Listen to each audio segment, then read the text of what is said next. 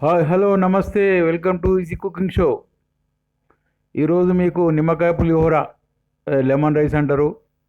మా హాస్టల్ అయితే పిల్లలు టైగర్ రైస్ అంటారు. చాలా బాగుంటుంది. ఒక హాఫ్ కేజీ బియ్యం కడిగి ఒక హాఫ్ అన్ అవర్ నానబెట్టి, వాటర్ మనకు గంజి ఉంచుకునేలాగా, అంటే జనరల్గా హాఫ్ కేజీకి 2 గ్లాసుల బియ్యం అవుతాయి. దానికి తగ్గట్టుగా పెట్టుకోవాలంటే 4 గ్లాసులు పోయాలి. గంజి ఉంచాలంటే ఒక 6 గ్లాసులు పోసుకుంటే సరిపోతుంది. అందులో కొద్దిగా ఒక స్పూన్ ఆయిల్, ఒక స్పూను ఉప్పు, ఒక చిటికెడు పసుపు వేసుకుంటే సరిపోతుంది. పసుపు మరీ ఎక్కువ అవసరం లేదు, ఒక చిటికెడు వేసుకుంటే అయిపోతుంది. అన్నం అయిన తర్వాత పలుకు మీద గంజి ఉంచుకొని ఇట్లా ఒక పెంక పెట్టి దమ్ము పెట్టుకోవాలి. ఒక 5 minutes దమ్ పెడితే సరిపోతుంది. అన్నం మంచిగా పుల్ల అవుతుంది. ఇక పల్లీలు, పోపు గింజలు, ఎండుమిర్చి, కల్జమాకు, పచ్చిమిర్చి, ఒక 3 నిమ్మకాయలు తీసుకున్నా సరిపోతుంది అండి. హాఫ్ కేజీకి రసం పిండుకోవాలి. అన్నం ఒక 5 minutes దమ్ పెడితే మంచిగా పుల్ల అవుతుంది. నేను పల్లీలు కొద్దిగా ఎక్కువ తింటామండి, అందు గురించి పల్లీలు కొద్దిగా ఎక్కువ పెట్టుకున్నాను. 100 grams పెట్టుకున్నాను. మీరు యాక్చువల్గా హాఫ్ కేజీ చటాకి అయితే సరిపోతుంది. అది నిమ్మకాయ రసం అండి, 3 నిమ్మకాయలు అది. ఇప్పుడు అన్నం ఒకసారి చెక్ చేసుకొని మంచిగా గంజి లేకుండా పుల్లలు అయింది, మంచిగా నీట్గా. ఇప్పుడు దీన్ని ఒక వెడల్పాటి బౌల్లోకి మార్చుకోవాలి. ఎందుకంటే చల్లారాలి అది. వేడి మీద నిమ్మకాయ రసం గిట్ట కలిపితే చేదు వస్తుంది, కొంచెం చల్లారాలి. దీంట్లో ఒక టీ స్పూన్ ఉప్పు వేసి కలుపుకుంటే అయిపోతుంది. అట్లే ఒక టీ స్పూన్ ఆయిల్ వేసి కలుపుకోవాలి. ఎందుకంటే గంజి ఉంచుతాం కాబట్టి వేసిన ఉప్పు నీళ్ళు వెళ్ళిపోతాయి, కొద్దిగానే ఉప్పు పడుతుంది. అందు గురించి పోపుకు ఒక 3 స్పూన్ల ఆయిల్ వేసుకోవాలండి. పులిహోరకు తాలింపు పెడతాం కదా, దానికి ఒక 5-6 మెంతి గింజలు వేయాలి. మెంతులు వేస్తే ఏంటంటే ఫ్లేవర్ మంచిగా వస్తుంది, స్మెల్. ఇప్పుడు కొద్దిగా నూనె వేడి కాగానే స్లిమ్లో పెట్టుకోవాలి. పెట్టుకొని పల్లీలు వేసుకొని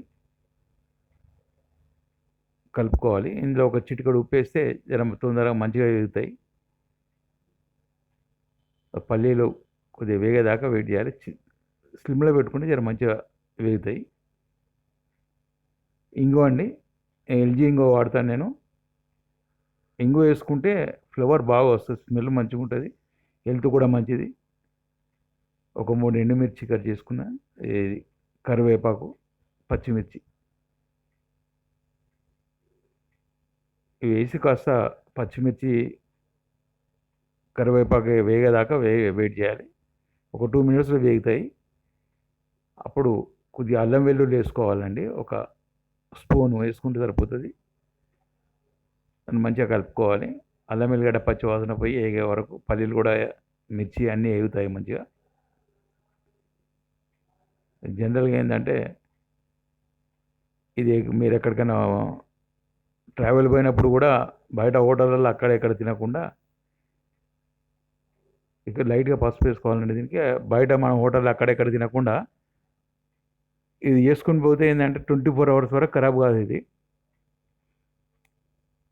టేస్టీగా ఉంటుంది, హెల్త్గా ఉంటుంది, మనకు ఫైనాన్షియల్గా కూడా ప్లస్ పాయింట్ ఉంటుంది. ఇప్పుడు స్టవ్ ఆఫ్ చేసేసి అన్నంలో పోపు కలుపుకోవాలండి. ఈ పోపు కలపడానికి స్టవ్ మీద పెట్టాను, స్టవ్ ఏమీ ఆన్ చేయలేదు, ఆఫ్ చేసే ఉంటుంది.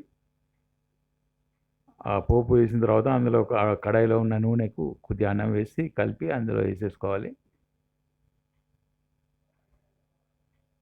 ఇప్పుడు మంచిగా మొత్తం కలిసేలాగా కలుపుకోవాలి.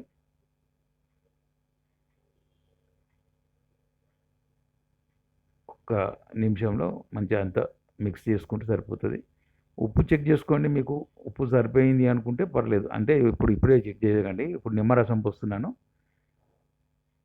నిమ్మరసం పోసిన తర్వాత కలిపి అప్పుడు చెక్ చేసుకోండి. సూపర్ ఉంటుందండి, మంచిగా పుల్లలు చూడడానికి మంచిగా లుక్ బాగుంటుంది, టేస్ట్ బాగుంటుంది, హెల్త్ కూడా మంచిది. మేము శుక్రవారం హాస్టల్లో చేస్తామండి ఇది. బ్రేక్ఫాస్ట్ పెడితే లంచ్ లాగే తినేస్తారు మొత్తం, అంత బాగుంటుంది. బౌల్లోకి మార్చుకున్నాము. 1/2 కేజీ అండి. ఓకేనండి. మిస్సెస్కి ఇస్తాను, తిని చెప్తుంది ఆమె. ఎట్లుందమ్మా తిని చెప్పు టేస్టు. చాలా బాగుంది, టేస్ట్ సూపర్ ఉంది.